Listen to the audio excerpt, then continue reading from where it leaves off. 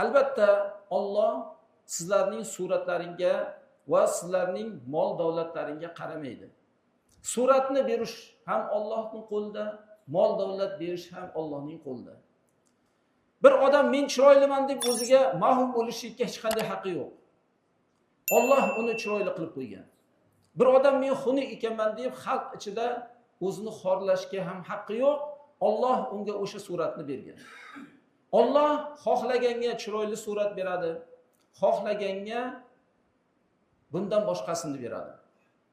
Odam alayhisalomdan oxirgi odamgacha odamlarga surat belgilanib berilgan. Kimdir ko'proq chiroyli surat olgan, kimdir bundayrog'ini olgan. Hamma suratlarni teng yarmi Yusuf alayhisalomga berilgan. Birodarlar, shunchalik Yusuf alayhisalom go'zal bo'lgan.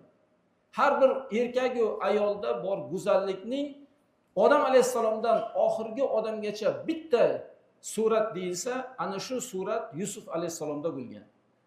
Suratning yarmi Yusuf alayhisalomga berilgan, yarmi odamlarga berilgan. Alloh suratga qaramaydi.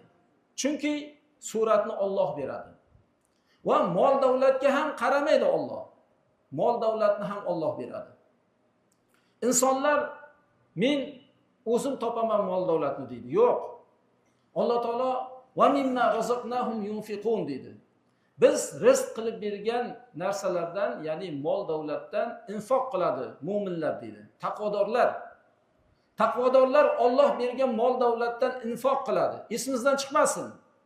Har kim ham qila olmaydi. Alloh uchun bera olmaydi. Alloh uchun faqat taqvodorlargina beradi. Mol davlatni birinchi bo'lib o'zidan boshlash kerak.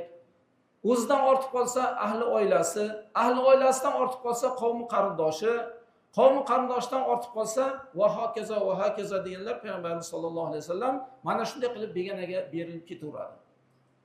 Taqvodorlargina Alloh rizq qilib bergan mol davlatdan infoq qiladi.